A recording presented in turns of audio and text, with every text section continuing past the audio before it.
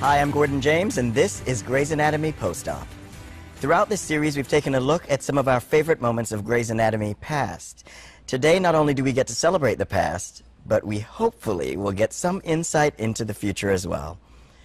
Joining me to discuss Grey's origins, as well as tomorrow night's 300th episode, is head writer, executive producer, and co-showrunner, Krista Vernoff. Hi, Krista. Thank you for joining us. Hi, Gordon. Thanks for having me. I am so sure that saying that you're busy is an understatement at this point, so thank you very much for taking time out of your busy schedule to be with us today. So what brought you to Grey's? I had been writing television for about 7 years, I think, and it was staffing season. So Shonda brought me in for a staffing meeting, and I was sitting out in the lobby talking to Stacey McKee, who's now the showrunner on the new spinoff, and we started talking about American Idol. And I hear from inside the office, "Do not talk about American Idol without me." Shonda. Yep. So she came running out and pulled me in, and our whole interview was just a debate about Kelly Clarkson versus Tamira, and then she hired me. You knew Shonda from before she was Shonda. I did, yeah. She was, as we all are when we're making our first anything, sort of terrified and bewildered, and it's been amazing to watch her, her becoming, as it were. And so you delved in and wrote several key episodes. In the first season, you wrote the episode that everybody knows is the giant tumor episode. Good morning, Annie. How are you? This is Dr. Bailey, and these are my fellow interns. Dr. Karev, we refer to patients as Mr. I told him to call me Annie. Miss Connors makes me feel old and fat, which I am, but why feel that way? What was that like? Did you already have all of that set out? I think that that's how I ended up becoming Shonda's head writer. And the key to being successful in television as a television writer working for someone else is the ability to voice match. So my voice naturally matched Shonda's, and that's what I remember, is that when I wrote that script, she recognized that. Are you really as shallow and callous as you seem? Oh, you want to go out for a drink later and hear about my secret pain? Does that line ever work for you? Sometimes. I think it's the first time also that I wrote the word seriously onto the show. You basically changed the vernacular of America with that, because everybody says Well, seriously. I mean, I started, but Shonda took it home because it made her crazy when I said it in the writer's room all the time. She had just peppered it into a script like 15 times. You seriously think this is a good idea? I seriously think this is a way cooler surgery. Okay, seriously weird, seriously misguided. It's like, seriously, you're an intern, but it's seriously true. Seriously. She has a way of turning things up to 11. So another episode that you were nominated for an Emmy on was Into Like a Train. Yeah. What was interesting about that for anybody who was living under a rock and didn't see it? Well, we wanted to do a train wreck. Somebody had the idea that two people should be stuck together on a pole. Is this the craziest thing you've ever seen? Yeah. What I love about that episode, and I've been referencing it a lot this year as we work to claim a new, lighter comic tone in season 14, is that we're dealing with really heavy stuff, but the hour is largely comedy. Do we have a problem, Yang? Yes. No, sir. I'm thrilled to learn, and I'm grateful to be here. It's just that, sorry, his legs. What about them? They're both left. And it doesn't make you cry until it makes you cry. That keeps you laughing until you're crying.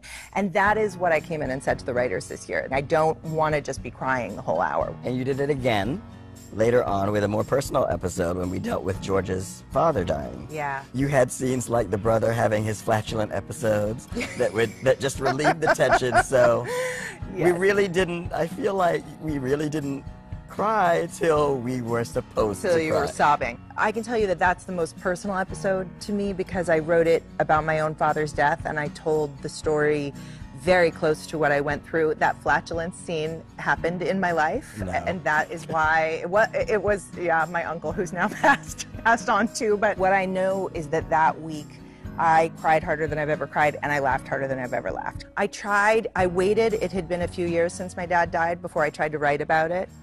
Was it cathartic for you in any way, or was it? Totally. It was really cathartic. That show contains my favorite line that I've ever written for Grey's Anatomy. Which is, Which everybody is listening. I don't know how to live in a world where my dad doesn't. Yeah, thanks. I was crying on that one. Thank you for bringing it Yeah. back up again. So let's move on to something Yes. happier. When we're all distraught and going through the grieving process of George, you take us in one episode through the 30 days Yeah. after George's death. What was the process like, if you remember? Shonda Rhimes made the decision to hit George with a bus. And I said, please just he signed up for the Army. That is sad and scary enough. Please don't hit him with the bus. But Shonda wrote it, and then we sat in the room and we watched it together. And when Meredith put together that it was George, I stood up and shouted and burst into tears. I knew it was coming, and it was devastating. And so then I was tasked with, how do we come back from this? This show, I think, gives people a lot of opportunity to grieve, and a lot of really beloved characters have died, and by grieving fictional characters, maybe it gives us a little more vulnerability, a little more access to our own grief in real life, and a little more permission to feel it. You guys always touch on real life situations. When you get to an episode, for example, the one where they had the college shooting. Dr. Yang, can you tell me what your patient was wearing or where his clothes are? They were cut off at the scene. It was a green hoodie, jeans. Is he a redhead about 20? Yes.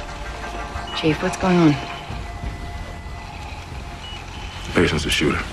What I love about the writing on Grey's is you get this 360-degree look at each situation, each character. Is that intentional? Is that something everybody discusses in the writer's room? We didn't really tell the shooter's side of that story, but we focused a little bit on his mom. They found a suicide note in his jeans.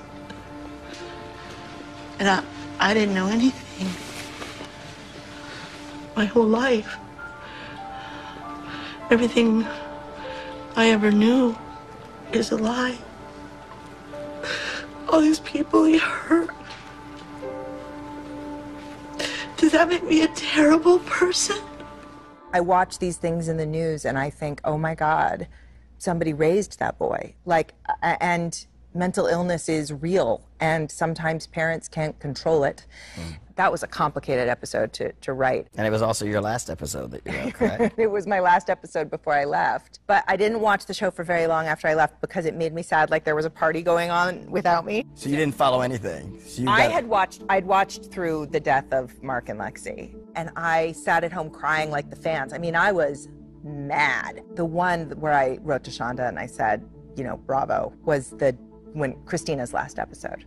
I saw on Twitter that it was her last day, and I was like, I gotta go. And how was that experience for you? Oh, it was, I mean, she's amazing, and she was amazing to write for, and it was one of the great, great privileges of my career. You are a gifted surgeon with an extraordinary mind. Don't let what he wants eclipse what you need. He's very dreamy, but he is not the sun. You are. What can we expect about the 300th episode?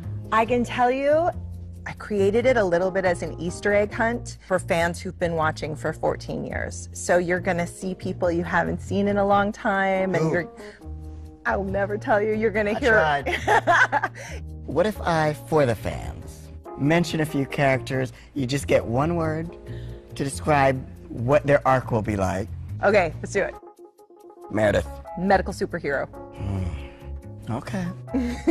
Bailey. Bailey brings the drama. Dr. Weber. Brings the funny. All right. All right. I'm satisfied with that. Okay. I think they'll be satisfied with that. Thank you so much for coming on. Congratulations on all of these years of bringing us Grey's Anatomy. Thank you. We totally appreciate you. Thank you so much. I so appreciate everybody watching the show and continuing to support it, and I'm really grateful to Shonda for the experience, and to Ellen and Jim and Justin and Chandra for staying all these years. I'm running around set like it's season 2, and Ellen's like, you are too perky for season 14. She's like, you had a 7-year break, settle down. But I'm really happy to be back. We're glad you're back. Thank you. Thank you. To help prep for tomorrow night's 300th episode, go to abc.com and check out the Love Grey's Hub for more throwback moments. Thank you so much for going on this journey with me. It's been a pleasure to me to be your guide down memory lane. And you know I wouldn't leave you hanging without a little something. So enjoy this exclusive peek at tomorrow's 300th episode, written by this fabulous lady of Grey's Anatomy. Bye, y'all.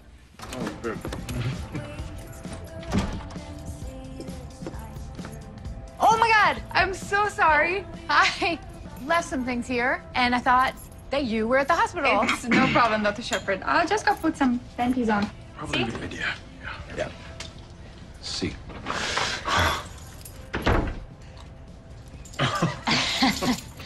Yeah, I should probably give these keys back, huh?